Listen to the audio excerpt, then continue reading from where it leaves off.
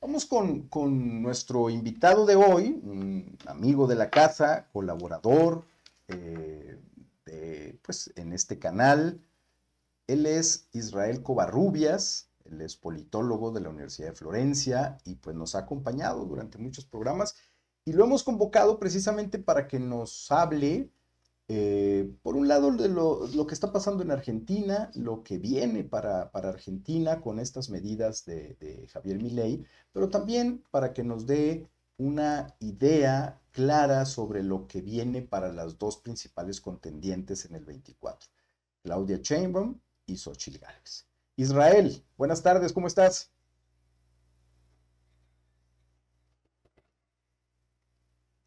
Muy bien, Muy pues bien. aquí entrando con el tema de Javier Javier Milei. Ya Milei, ves que ya pues ves que ayer pues ayer hizo hizo pues ya pues ya efectivas las efectivas medidas las o parte medidas de o las parte medidas de que las ya había medidas que ya. anunciado, medidas pues muy drásticas, sobre todo en lo que tiene que ver con los recortes en el gasto público. El gasto social se recorta de manera brutal y bueno, pues una serie de medidas también que aquí ya María Fernanda enumeraba hace un momento. Y nos gustaría saber tu opinión. ¿Cómo ves, antes de entrarle a la política local, a la política nacional, cómo estás viendo a partir ya de estas medidas concretas, a partir de esto que ya es una realidad en Argentina, cómo estás viendo el futuro de Argentina, el futuro inmediato, sobre todo pues ya el año próximo? Cómo les va a ir a los argentinos con con esta administración?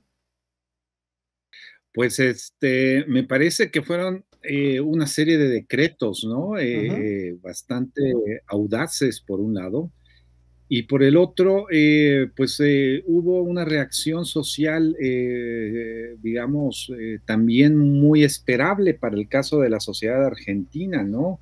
Sí. Estas movilizaciones con cacerolazos que duraron toda la noche, ¿no? Y que fueron movilizaciones de protesta pues, masivas en las principales ciudades argentinas.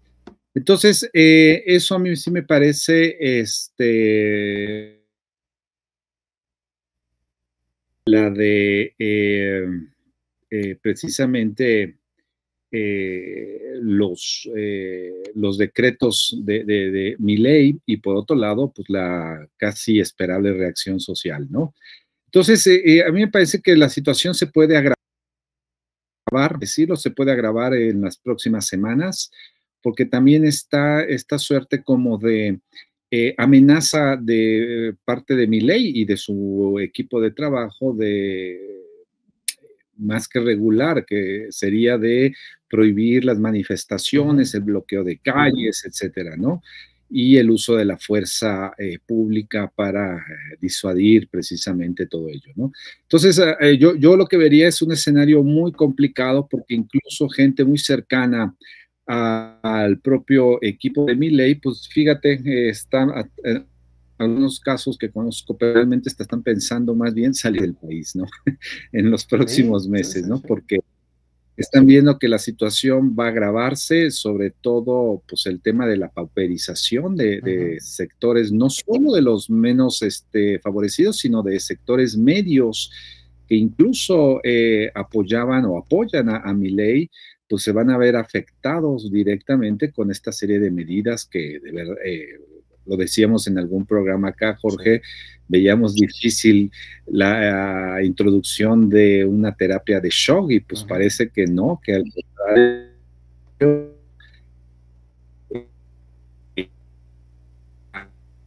pues yo sí vería una suerte de focos rojos, ¿no? Respecto a cómo va a comenzar Argentina el próximo año, ¿no? Empezando por los focos rojos económicos, ¿no? Sí, porque aquí el tema es lo que, como lo has mencionado, lo que él advierte incluso cuando presenta estos decretos o este decreto de muy amplia, donde hay una serie de medidas muy amplias respecto a lo que va ya a instrumentar en el ámbito económico, en el ámbito social, y él habla de shock, va a haber un shock en Argentina respecto a esto, acompañado de políticas punitivas, como bien lo señalas, y creo que esto va a causar una especie de revolución social por la gravedad de las medidas que está instrumentando. Y por otro lado, por lo que estamos viendo también es que hay de algunos personajes que hemos visto, incluso aquí en México, que han apoyado estas medidas. Leía por ahí un post de su cuenta de X de Ricardo Salinas Pliego, en donde decía, bueno, qué bueno, esto es lo que debería hacerse en México para la reconstrucción de este país. Y me parece que esto, lo que está ocurriendo en Argentina, pues también va a ser un experimento social muy interesante. Tú como sociólogo me parece que estás fascinado con lo que puede pasar porque te da muchas herramientas para el análisis, Israel. Sí, lo que mira, lo que pareciera que no se logra comprender, o al menos uno como observador no logra comprender el efecto que producen este tipo de decisiones, es precisamente que son decisiones que, por un lado, ya se ensayaron en muchos países latinoamericanos, ¿no? Ujú. América Latina, pues fue el gran laboratorio del neoliberalismo Sí. hace 3 décadas o poco más de 3 décadas y hoy vuelve a aparecer como ello, ¿no? Pero con la diferencia que después de 30 años sigue habiendo sectores sociales que cuentan y que cuentan mucho dentro de las sociedades latinoamericanas, como el caso que estás ahora refiriendo, que están convencidos de que es el único camino que hoy se tiene para garantizar un desarrollo económico en el mediano y en el largo plazo que pueda ser, digamos, esperablemente más equitativo. Entonces, a mí me parece que ahí hay una suerte como de falacia Ujú. estructural, económica, ¿no? Y es también volver a restituirle su centralidad al mercado como si fuera la gran palanca que abriría puertas y que nos permitiría llegar, digamos, a una sociedad mejor. No obstante que en el tiempo presente, pues hay que sacrificarse, ¿no? Y se van a Ujú. sacrificar millones de ciudadanos, ¿no? A mí me parece que ese es un gran tema para debatir porque pues pareciera que estamos en una dirección opuesta a la dirección que se está exigiendo en las sociedades democráticas actuales, que se exige una menor más bien rapacidad del mercado, una mayor intervención del mercado para velar por los intereses de las mayorías, una mayor intervención precisamente del mercado para poder poner en posibilidades de competencia real pues a todas las poblaciones que pues simplemente sin los apoyos estatales y los apoyos institucionales no pueden ni siquiera ya no salir de las zonas la zona de exclusión donde están, sino por lo menos llegar a fin de mes, sobrevivir, etcétera. Entonces, me parece que hay como una confirmación de esto que desde hace 3 décadas en América Latina se ha estado discutiendo no solo en los medios de comunicación ni en las aulas, sino también en las calles, de hacer un viraje radical precisamente de este paradigma centrado en el mercado. Entonces, ahí es donde yo creo que va a venir o va a tener lugar, al menos en el caso argentino, en las próximas semanas, pues una fuerte movilización que probablemente vaya creciendo y también probablemente muchos de los decretos que Milei echó a andar ayer precisamente, pues tengan que ser pospuestos o simplemente reformulados. A mí me parece que eso va a tener que tener lugar en las próximas semanas. Israel, yo tengo cuestionamientos en torno a si estas movilizaciones que acabas de mencionar y también mencionó Jorge por parte de la sociedad argentina de verdad tengan la fuerza necesaria o vayan a ser lo suficientemente grandes, tomando en cuenta que se trata de un presidente que fue electo con una mayoría bastante amplia de su oponente y que también es resultado esta victoria del hartazgo de los argentinos a los partidos políticos tradicionales. Ahí es donde yo me pregunto qué tan probable es que de verdad los argentinos salgan a las calles y que haya movilizaciones fuertes en todo el país y que no solamente se queden en Buenos Aires, que bueno, es el centro político de esta nación. Mira, Fernanda, a mí me parece que hay dos puntos ahí bien interesantes. El primero es que prácticamente coincide con los 20 años de las primeras grandes movilizaciones de los famosos cacerolazos, ¿no? Cuando vino precisamente a inicios de siglo, pues el declive económico de Argentina, ¿no? En aquel entonces, y que esas movilizaciones crecieron a tal punto, por ejemplo, que a un presidente como de la Rúa, pues lo echaron, digamos, a la calle, ¿no? Es que, digamos, en ese sentido, me parece que hay una suerte como de espíritu colectivo en el cual se dice, bueno, si hace 20 años sacamos a estos bribones, hoy ¿por qué no los podemos sacar, no? Yo creo que hoy el ánimo está más intensificado porque la degradación estructural de los argentinos es mayor que la de hace 20 años, ¿no? Pero evidentemente aquí el gran problema van a ser la capacidad que tengan de transformar estas protestas en algo más allá que meros cacerolazos en las plazas, ¿no? Porque eso puede ser para la comunicación global, pues bien interesante, ¿no? En términos de la nota informativa, etcétera, etcétera, pero el punto es que logren transformarlo en una presión política como para que el gobierno encabezado por Javier Milei pues pueda de algún modo a darles un acuse de recibo. Eso está todavía por verse. Yo lo que creo personalmente y desde un punto de vista muy modesto es que va a crecer, digamos, la intensificación de las movilizaciones y habrá que ver qué tanto se cruzan, por ejemplo, con la movilización sindical. Recordemos que Argentina tiene un sindicalismo muy combativo, muy bien organizado, ¿no? Y que de algún modo era una palanca de movilización política del peronismo claramente, ¿no? Entonces, habrá que ver qué tanto se cruza esta movilización espontánea, vamos a ponerlo así, del ciudadano, ¿no? Que sale a hacer cacerolazos, con la movilización más organizada de los sindicatos, de la oposición, cómo se reagrupa la oposición y cómo logra también meterse en ello, ¿no? Y también habrá que ver en última instancia el papel que va a jugar el Congreso, ¿no? En esta, digamos, en medio de esta batalla campal, ¿no? Porque ahí también podría tener un papel importantísimo. Recordemos una cosa muy simple. Milei puede, no teniendo mayoría ni siquiera relativa en la Cámara, ¿no? En la Cámara de Diputados, pues puede usar la ley decreto, ¿no? Para, como pasó con esto, ¿no? Con estos decretos, para poder echar a andar precisamente sus iniciativas. Pero no obstante, esa ley decreto tiene que pasar por el Congreso, pasa por una comisión precisamente de ambas cámaras, ¿no? De la Cámara Baja y la Cámara Alta. Y lo que yo entiendo es que no las tiene de ganar en esa comisión parlamentaria como para que esta ley decreto pueda pasar y volverse, digamos, política, ya pública en las próximas semanas. Entonces, habrá que ver si no es nada más también una estrategia un tanto performativa para también estar midiendo frente a qué escenario es al que se están ellos mismos, ¿no? Como gobierno enfrentando, ¿no?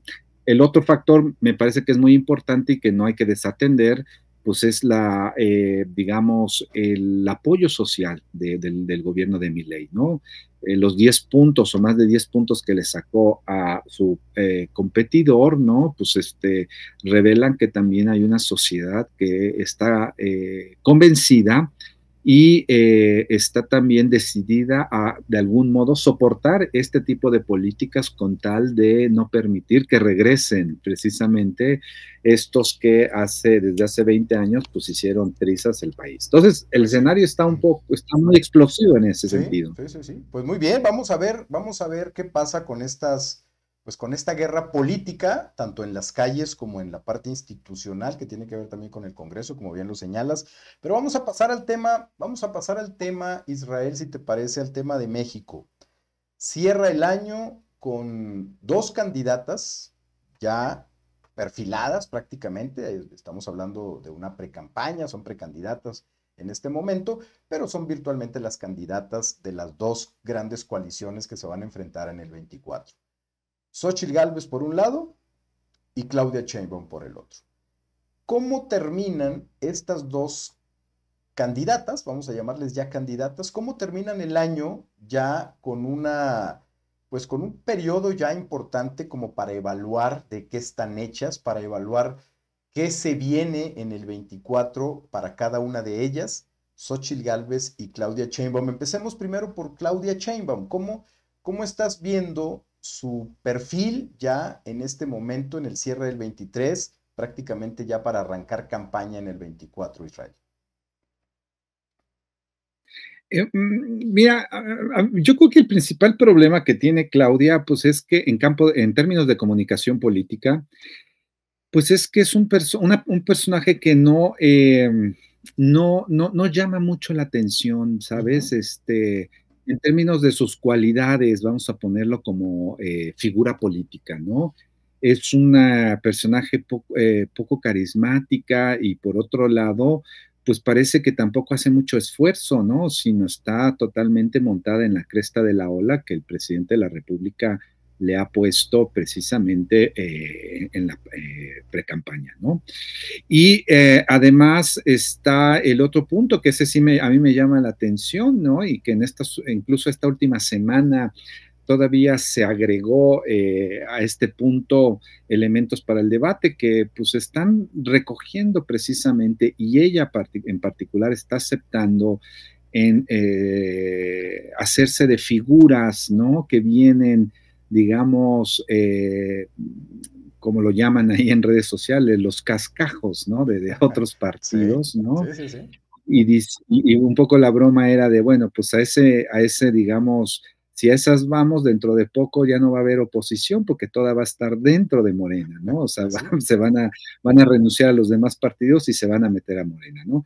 No, yo creo que sí es evidente que eso me parece una decisión muy, discutible, pero lo que yo veo es que tanto Claudia como el propio presidente de la República lo han hablado y han aceptado que, bueno, todo el que quiera agregarse a nuestro movimiento es bienvenido acá, ¿no? Simplemente si cambia digamos, de actitud y si nos convence de que hoy puede aportar a nuestro movimiento, pues sea bienvenido, ¿no?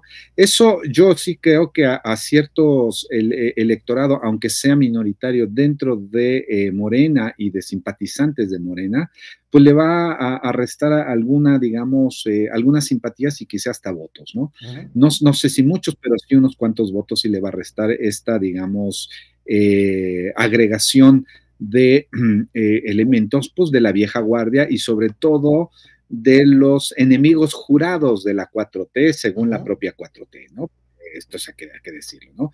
Y por otro lado también me parecería que hay ahí como una suerte de pues pragmatismo de Claudia, ¿no? De pragmatismo muy abierto, ¿no? De decir, bueno, hay que hacer todas las alianzas posibles para llegar de la mejor manera justo a la campaña, ¿no?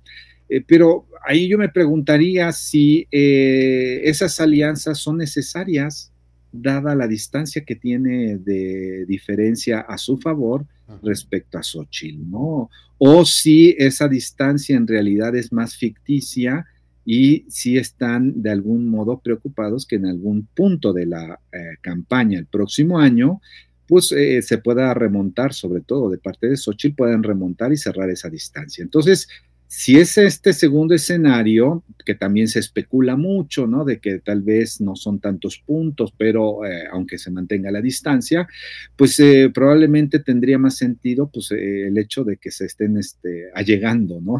De nuevos recursos, digamos, viejos nuevos recursos, ¿no? Para la contienda. Entonces, esas son las dos cosas que a mí me parece, porque por lo demás, pues al final ya lo sabemos, ¿no? Se ha encargado de repetir prácticamente en mucho sentido la retórica y el discurso de Andrés Manuel.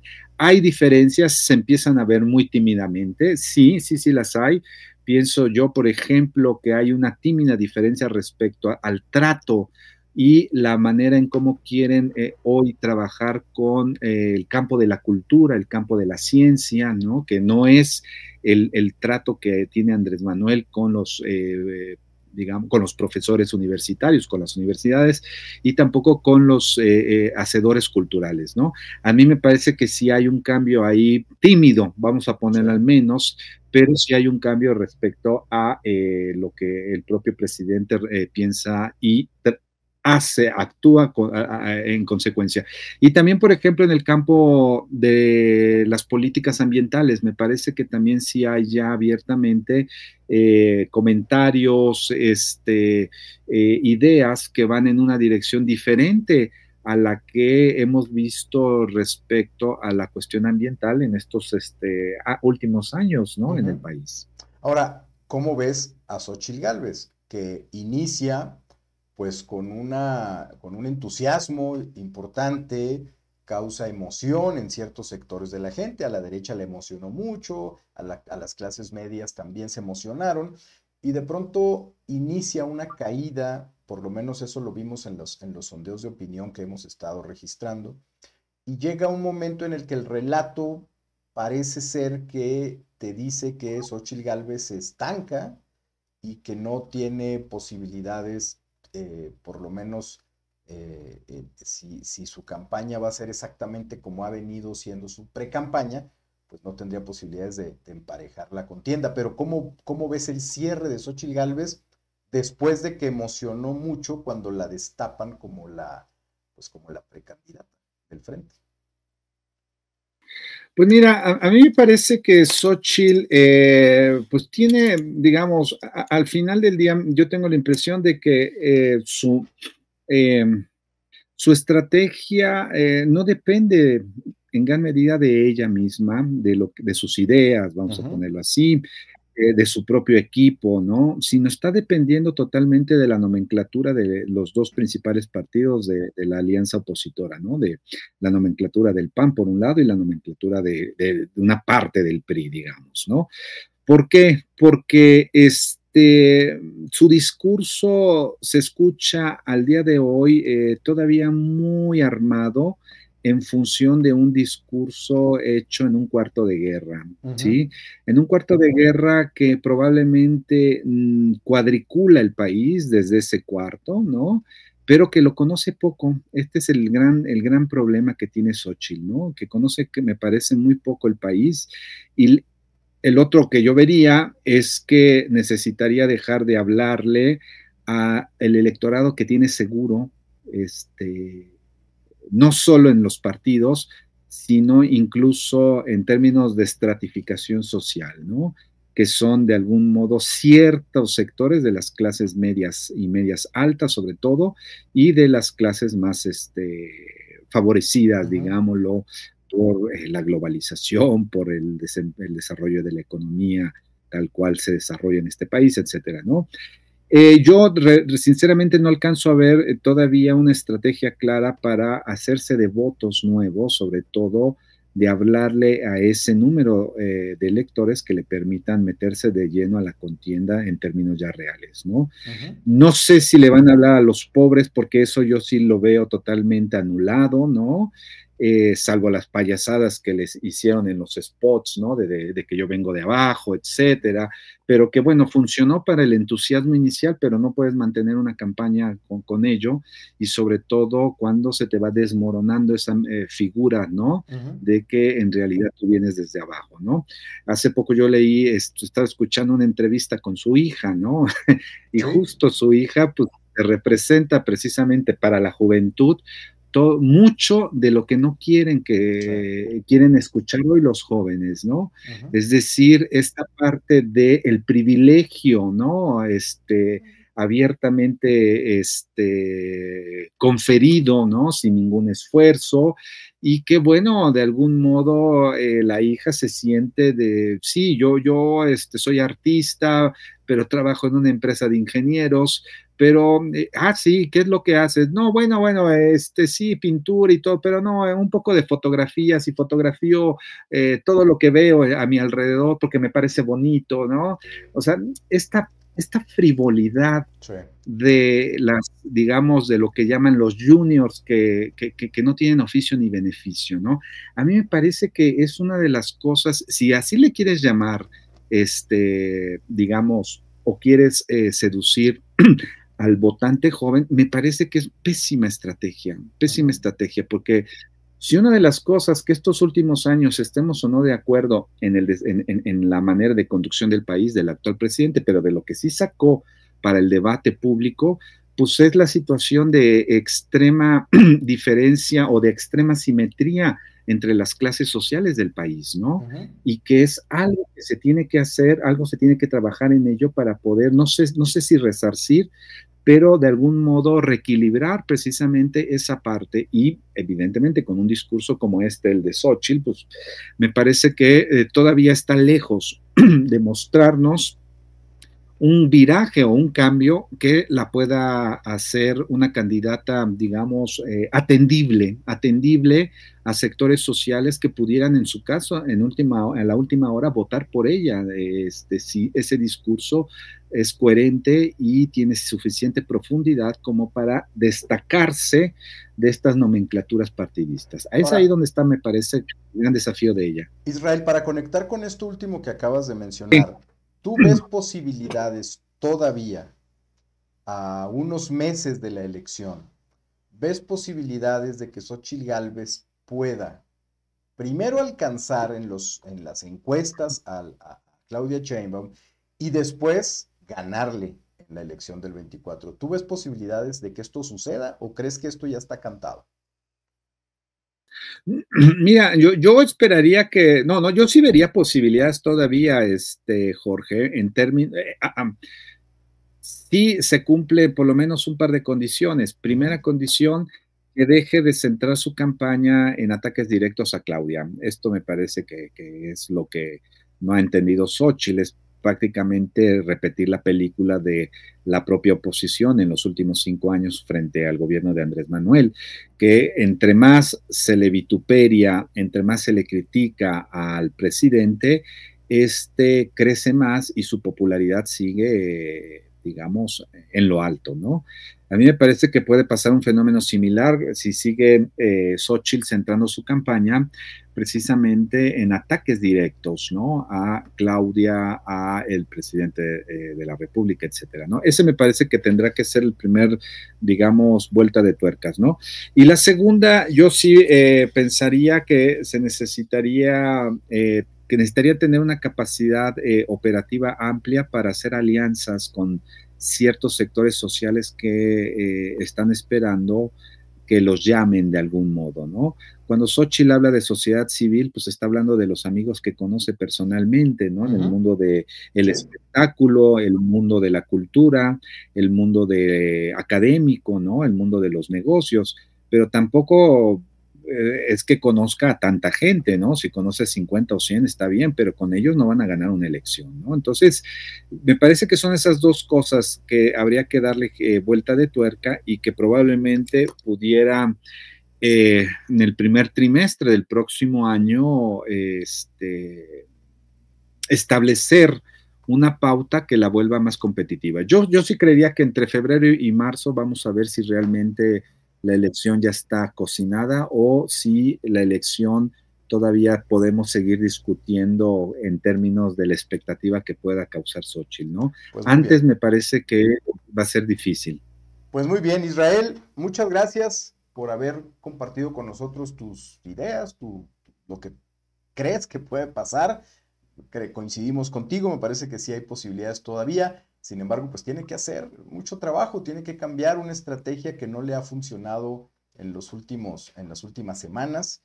Y pues ya estaremos viendo y estaremos conversando ya el 2024, cómo arrancan ya las campañas y estaremos haciendo la crítica. Pues sí, muy bien, Jorge. Pues muchas gracias, Jorge. Les mando un fuerte saludo. Fernanda también. Gracias. Que tengan felices fiestas y nos vemos pronto por acá. Igualmente, gracias, Israel. Gracias.